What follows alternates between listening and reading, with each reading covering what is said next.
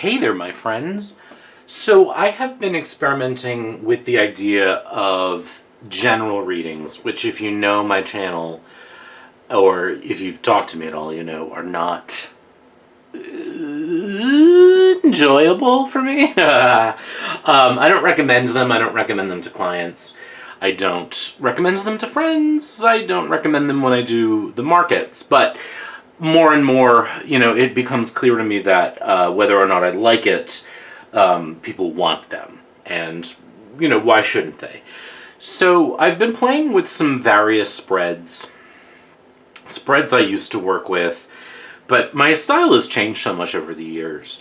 One thing I've always kind of come back to is the elements.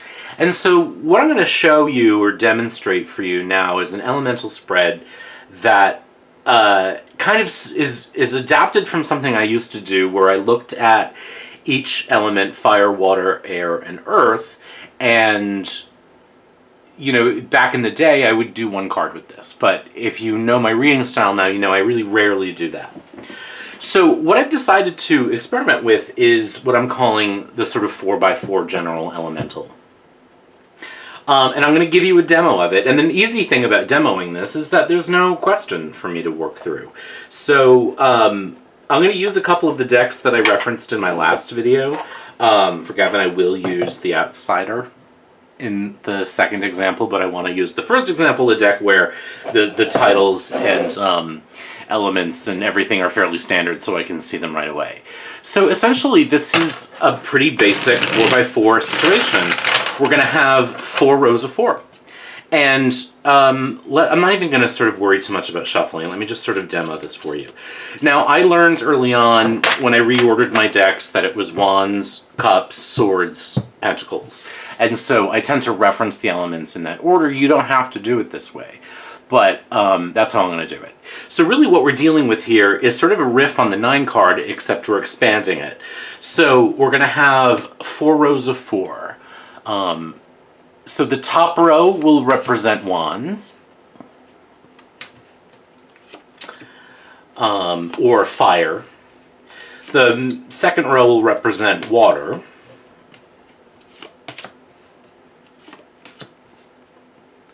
Is this going to fit? This is always the struggle that I have, is that I love big spreads, and I don't have room for big spreads. Yeah, this is going to be a tight little squeezy poo. But we'll make it work. So, and then the third row will be air, and then the bottom row will be earth.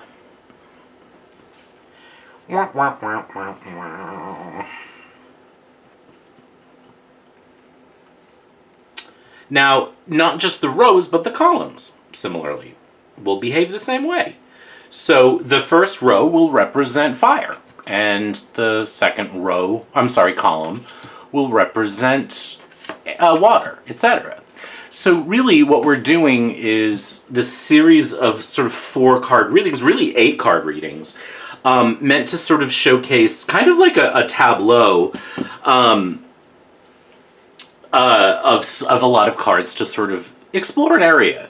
Now, how you might work with this is really very much up to you. How I plan on doing it is going to adapt based on the situation that I'm working with. Now, some things that I have thought of as I kind of experiment with this is that you could ask the client, if you're reading for someone else, what card or row they're most interested in, and then read that first, or focus on that, and then use the other areas as additional information. So for example, if the querent that I'm reading for was really drawn in by the Ten of Pentacles, then what I'm really focused on is the Suit of Cups, because it's the element of water, so I know that I'm sort of reading this row and then this column. Sort of this sort of cross, because they sort of chose that. Now, it's a lot of cards to read. A lot of people will get intimidated by that. I find that, I can read relatively quickly if I want to go through all of them. So that's one thing you could do, is say like what card, and then sort of let that guide where you focus your energy in the reading. You know what I mean? So if they choose a card in the cups row, then you would say, you know, I'm going to focus on cups. Now, you know, again, the cups card that they, or the water card that they chose also falls in the suit of air. And so, like, you know, you really have sort of an airy, watery situation. And so you could talk about, for example, the ways in which that their emotions are handling their thoughts are handling their emotions, they're communicating their emotions are impacting their ability to communicate, for example, you know. And like with the Ten of Pentacles right here, it immediately brings it into a very earthy part of that. So, and then the tenness of it. It can get very overwhelming if you let it, but you don't have to. So what I might do, for example, you know, it's just as a general reading, I say, okay, we're going to look at 4 areas of your life. We're going to look at things that you're really excited about, your passion projects, your creative outlets, you know, whatever that means to you. We're going to look at your relationships, we're going to look at your communication or education, and we're going to look at your day-to-day life or your finances. And you can very easily just sort of start row by row. And so let's look at their sort of passion projects, you know, and again, whatever sort of fire means to you in a given situation is going to depend on how you read. It's going to depend on your impression of the element, etc. You know, for me, fire tends to focus on sex, sensation, creative work, hobbies, the things that we are really passionate about in life. Starting with the Two of Swords, you know, I might say, for example, that this is a person who is particularly interested in expanding their skill level at something that they're really passionate about. And that they're hoping over time they'll be able to both make money at it and sort of find a way to make this Six of Pentacles into a really lovely career that is also sort of fulfilling for them emotionally and puts them in a position of great influence, you know, but they may need to rethink that because, you know, their sort of romantic notion of the situation is kind of at odds with the reality, you know, that these things are not ever sort of as beautiful as we think they are, and it's very difficult to make the practical into something that is both emotionally fulfilling and rewarding all the time. And then I could use the column for, you know, like additional information if I wanted to, you know what I mean? Like, here we have the Page of Wands, the Knight of Cups, and Strength, and it's like, you know, where you're going to be really helpful is that you're an emotional sort of seeker who's very strong-willed, but you're also sort of somewhat early on in your understanding or your work with this particular thing that you love. You know what I mean? So just know that like these passion projects are there, but like just enjoy the newness of it. Don't worry so much right now about the making a career out of it, unless you really want to sort of get yourself into an anxious state. So pretty simple couple minutes. Now I could move into their relationships. So we start with the Page of Wands and the Knight of Pentacles, Ten of Pentacles, and Nine of Pentacles. So we have a lot of pentacles in this spread, which is really interesting. And the Page of Wands starts us off. And so we have someone who's probably very excited about a new person, but they may not really be ready for this relationship. And the person that they're excited about likely has a different point of view. And they're much more focused on making their career and sort of looking towards a more practical rather than sexy relationship. You know, and where they find excitement with the Six of Pentacles above is sort of in the realm of finance or getting their career. That's where they kind of feel strongest, and that's where they are focusing their energy here with the Three of Cups on kind of building a business community. They're not really interested in relationships the way you think they are. So you may want to sort of temper your excitement. Coming down to the air row, this is about sort of communication or learning. I talked about learning at the beginning here with the Two of Swords in their fire section. So that might tie in. We've got the Knight of Cups, the Queen of Wands, the Knight of Swords, and the Hermit. So here we're sort of getting into their mental state. And we got the Knight of Swords and the Hermit, which is good. But it feels like there's sort of a disconnect between where their mind is and where they want to be. Like they have a sense of their selves and their situation and their world that they're kind of looking away from. As the Knight of Cups. The Knight of Cups, really, this sort of romantic quality that we saw up here, is really dominating. And even sort of muting their natural enthusiasm for things that might actually get them excited to get out and go, but they're focused on sort of this like romantic view that's actually sort of a backward glancing situation, and I start to get a sense already of someone who's like in a really kind of romantic mood, but it's like the romance, their sort of romantic nature is dominating and really getting in the way of thinking clearly about what they can do and what they want to do. When I look at the third column, we have the King of Cups, the Ten of Pentacles, the Knight of Swords, and the Three of Wands. And the whole row kind of sits on that Three of Wands, which is like this sort of fire setting everything up.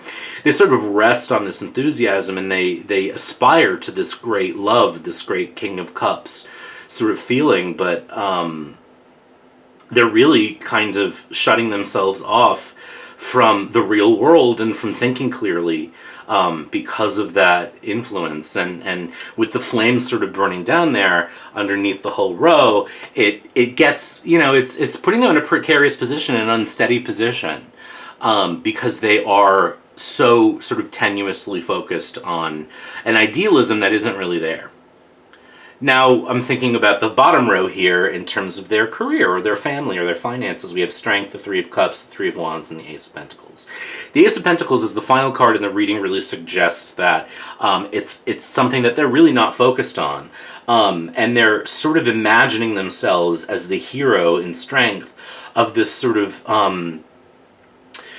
sort of novel where they get to go off an adventure and sort of like shake up the world, and then comes the practical. So I get someone who's really young, you know what I mean, and who may actually not have a clear sense of what it is they're doing, and putting their energy in the Nine of Pentacles into work that isn't actually yielding much for them, and they would benefit from spending some time really thinking about what is important to them, and refocusing here on the Nine. So that's a really, really, really fast example. You know what I mean? But you can read the whole thing really quickly if you want to. And in a way, when you're doing a reading with this many cards, you kind of want to not overthink it. So I got a sense of someone who's really romantic in a reading where there aren't very many Cups cards. How many Cups cards do we have? One, we have the King of Cups, we've got the Knight of Cups, and we've got the Three of Cups. But the romance comes from the context of the other cards. I got a sort of romantic impression from the Six of Pentacles and the King of Cups in the Fire row. I got a romantic sort of excited point of view from the Page of Wands in the Cups row. So it's not just the individual cards that show up, it's how they show up in context of each other and where in the row and in the columns they're showing up. And there's an interesting tension between, even though this isn't a very Cupsy reading, I get a sense of someone who wants to be Cupsier than life is really allowing for them right now. And the deficit, or the sort of less amount of cups. There are, what do we have? We've got 1, 2, 3, 4, 5 Pentacles cards. We've got 1, 2, 3 Swords cards. So there's sort of like an unclear sense of the world, seeing clearly the way that swords can, not feeling the things that are really being felt the way that cups can. What do we have in terms of wands? We've got 1, 2, 3. So Pentacles is really the dominant suit. We've got, what? Really 2 trumps. So it's a very Pentacle-dominated suit, but the cards in context gave me a much more romantic sense. So this is a reading where I would say, hey, you know, life is really asking you to be more realistic. Your financial situation, your career situation, these are the things that need your attention. But these fantasies that you have are getting in the way of you being able to think and see clearly and really fully understand the potential that you're experiencing. You know what I mean? So you have kind of an overly romantic sense of what you can do creatively. You have sort of a misunderstanding of what's possible for you right now, relationship-wise. And in fact, what relationships out there, you should really be mimicking those people that you're attracted to, because they're much more focused on life. You know, the Knight of Cups, certainly looking away from the rest of the spread in the air row, is like, no, I don't want to think about the real world. And then in the bottom row, by that time, I had gotten this sense of someone who imagines themselves in strength as the sort of hero of this hero's journey. The 3 of Cups is giving me like this, you know, the hero and their sidekicks going off, and the 3 of Wands is like this, you know, in this particular card, this sort of like tent like quality of it. You know, we're going to go into nature and like, you know, but life is like, not, it's not what life wants from you right now. It wants to bring you down to earth. And so in examining that way, I can sort of create a focus, create a sense of a general thing that they may want to focus on by looking at 4 aspects of their lives. Now, again, I did this really, really fast, but I don't think there's anything wrong with that. And if you want to practice this, I would go quickly. You know, go with those quick impressions, because there's a lot to be said for what those can show you. The other side of the coin, of course, is if you're reading this many cards, then it's, you know, it can feel like you have to linger on each one. One of the things that I have found in reading this way, when you have this many cards, is that you can't really spend a lot of time on each one. This is how I read, though, you know what I mean? And I have, over the years, thanks to sort of studying different cartomancy techniques, developed a really cartomantic technique where I don't really sink into a lot of symbolism necessarily. You know what I mean? I'm not necessarily thinking a lot about the images, where people are looking, certainly, dominance of suits, certainly, etc. But, you know, it really just is, I move fast. And one reason where the place where I do general readings the most is in those market situations where it's 20 minutes. So I have to cover a lot of ground. Now, I would take more time in a real reading and sort of ask questions and engage, you know, and I really might say sort of what card or what row really draws your attention.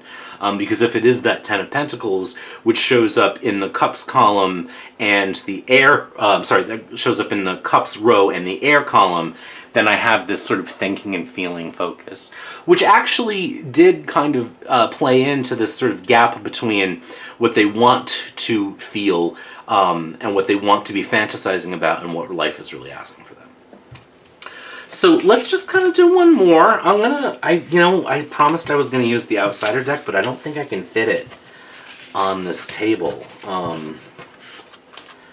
So I'm gonna try, and if I can't fit it, it's big. I will edit that part out, and maybe even edit out the part where I reference using the Outsider, because I probably should have cleared this mess before I tried. Now again, I'm doing a demo just to sort of give you something to play with as an idea, as an experiment, something to experiment with. This is not something I'm fully,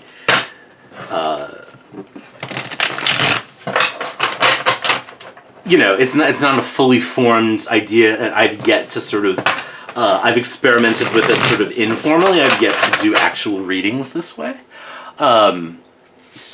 But it takes, you know, I talk all about your toolkit, right? Your idea of your tarot toolkit. It takes techniques that I use and just expands a spread to include elements which are kind of positional, but still allows me the freedom that I like to let the cards work in context with each other.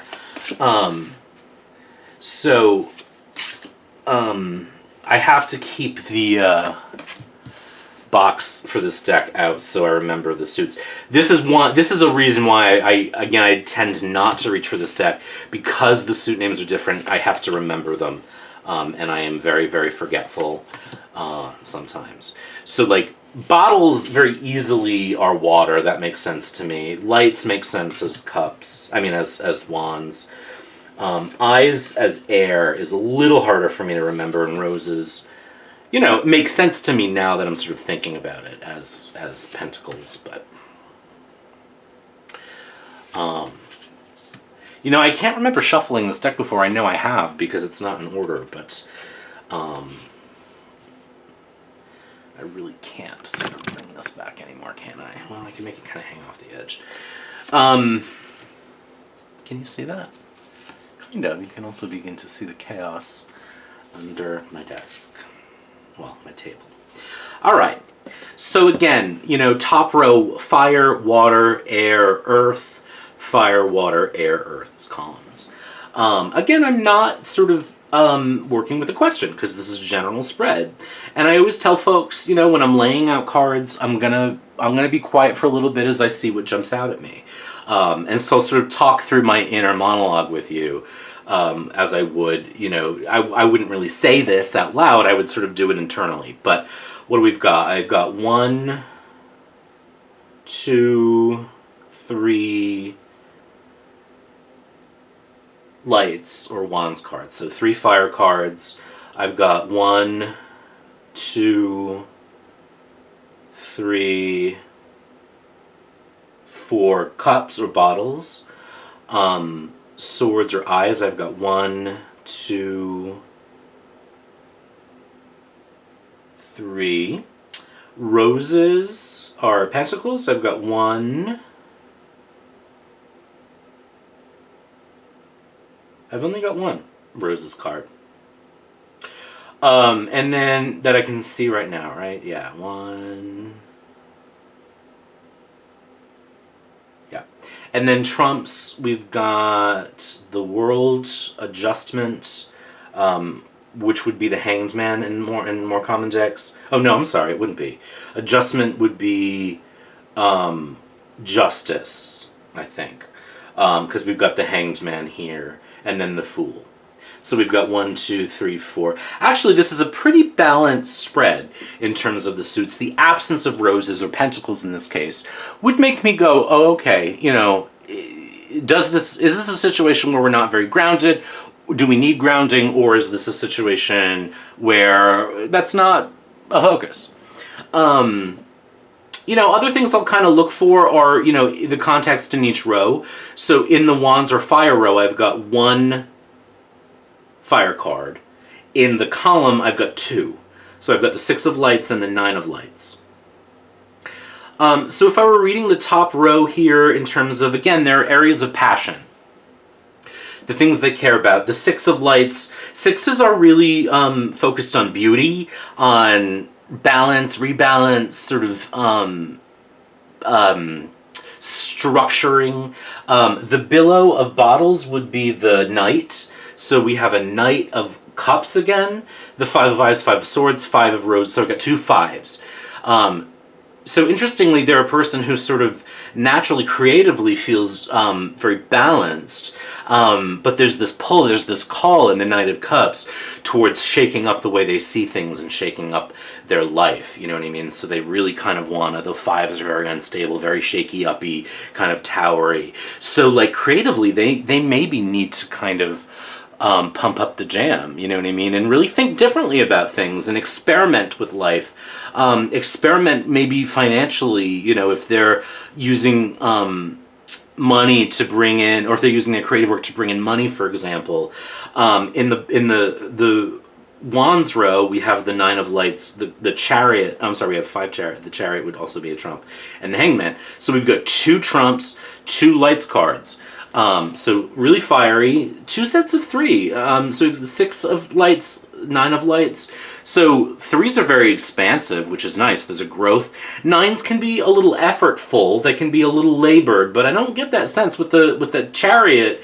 It looks like there's a push toward, but what that is pushed toward is stuck. You know what I mean? So like, maybe that's why they need to think creatively about how, or think differently about their life, about their creative life, because they're racing towards they're putting all their energy to racing to something that's keeping them right where they are. So that's the fire.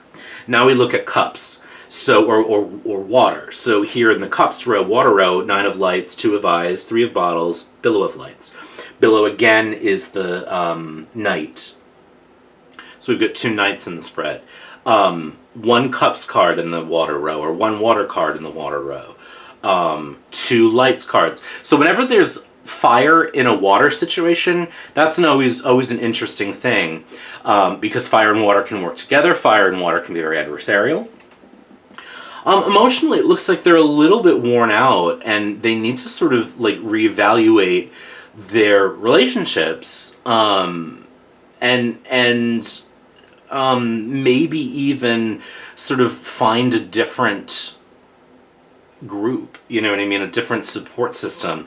Like the Billow of Lights here and the Nine of Lights. The nines can be very tired. Obviously, the Knight is sort of like, I want to get in there, but the Two of Eyes, the Two of Swords is sort of like, I kind of don't know how I feel about these relationships that I'm in.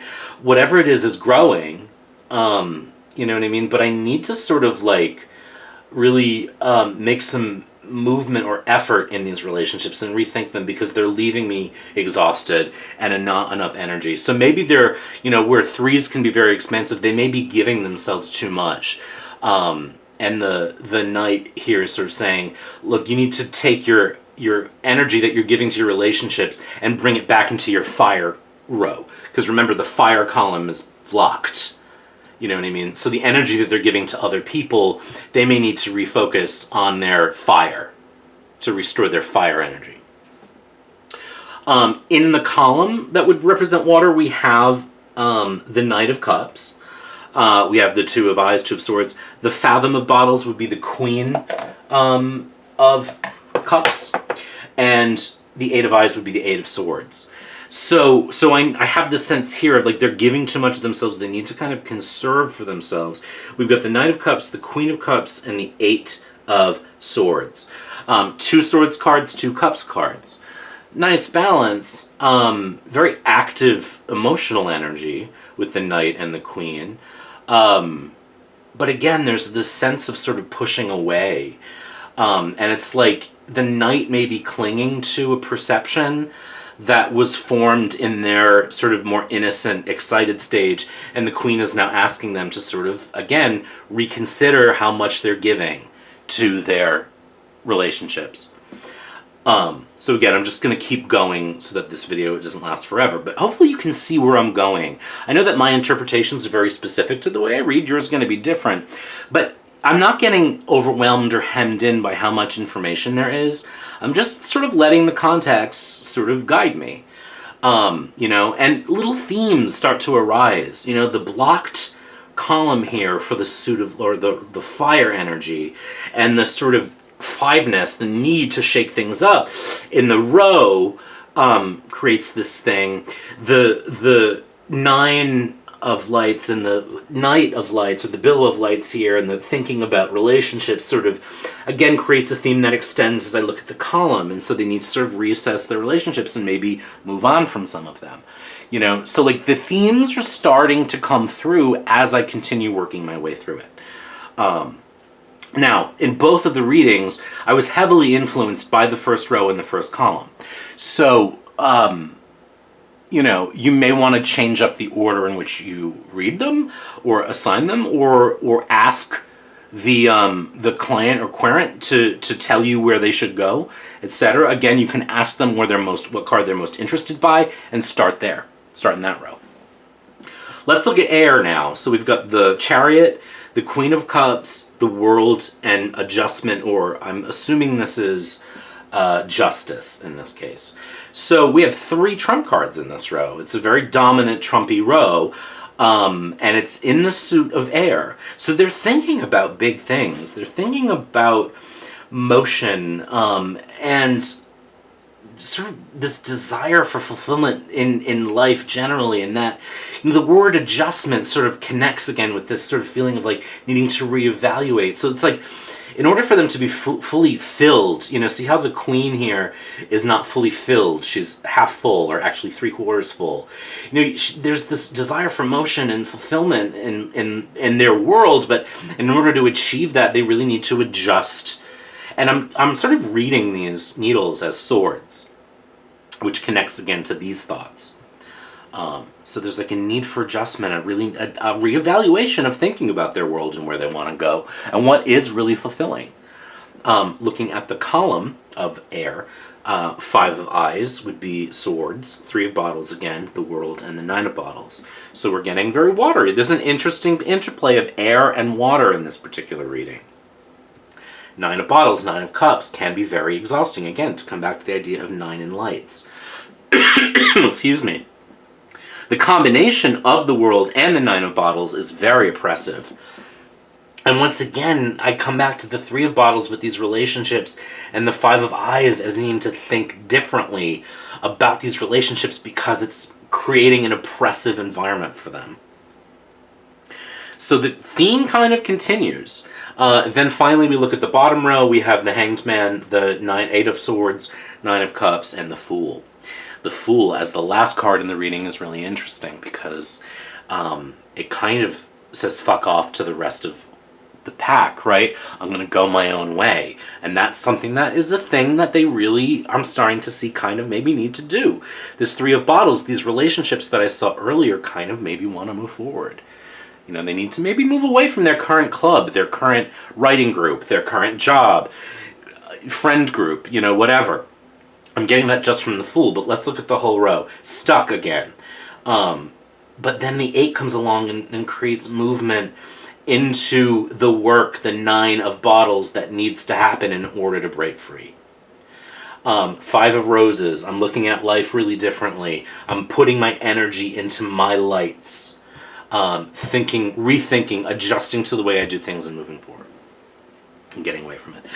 So again, it doesn't take a long time to read this way, and I find it really exciting once you kind of get used to the fact that what you're really doing is a series of 4-card readings. You know what I mean? So you've got 1, 2, 3, 4, 5, 6, 7. So you're doing 8 4-card readings. And just sort of tying them together, but they don't even need to tie together. I have a tendency to want to weave a story together because that's how I've taught myself to read. And so in doing it this way, I keep getting to a kind of central theme. But you don't have to do that. Remember, it's a general reading. So the rows and columns for each suit, for each element, you could read entirely discreetly and say, here's what's going on in your passion projects or your sensational life, your sex life, across and down. Here's what's going on in your relationships, across and down. Here's what's going on maybe in your education, your communication, your mind, across and down. Here's what's going on in your family or your work life or your day-to-day life, across and down. You know, this gets really exciting to me because it allows you to look at something from a lot of angles. You know, and that to me is one reason why I love these kinds of big old spreads, where we're sort of looking at different card combinations, looking at different contexts. And when you kind of practice this, it takes practice, but when you practice it, you will find that you'll start to get very clear messages, and you don't need to be overwhelmed by what you're seeing. Actually, seeing this deck spread out in this way, makes me see how sort of neutral it really is in a lot of ways. I'm focusing far more on my numerological and elemental associations for the cards than on a lot of the images. You know what I mean? And you could go deeper. And again, in a real reading, I probably would. You know what I mean? The way that Bobby illustrated this 9 of lights, this card is one of the reasons why I got the deck. Because to me, it was just a striking image of this person sort of in a hotel room, the snake and these lights, and it just... There's something seedy about it. There's something sexy about it. You know, it's really interesting. This particular deck has astrological associations on it too. So, you know, there's that to play with. There's not a lot of directionality in these cards, and so that's the thing that I didn't really notice. The only time I really saw it was with this particular Billow of Lights or the Knight of Wands. The effort for me in this case is just learning the titles for this particular deck. So again, this is just a general spread that I have been experimenting with and that I'm finding really fun to play with. And hopefully we'll start exploring it. You could eliminate... Well, you can't really. I was going to say you could eliminate a row, but you need 4x4. It's a 4x4 spread. Sorry. It's a lot of cards. But again, as you see, when you start practicing just like go boom, boom, boom, boom, boom, and just let the cards sort of talk to you, it's okay. You kind of get what you need to get quickly. And that's okay. You don't... If you have good technique, you know, if you have a structure or a groundwork for you that is reliable, then you don't need to exhaust yourself going through everything, because the things that you need are going to sort of rise to the surface for you. I have found, again, it takes practice. It's not like overnight, but it will do it, you know. So this is why I always say having good technique really helps. Whatever your foundation will be, whether it's astrology, numerology, elements are pretty necessary here, so this requires a certain sense of elemental reliance.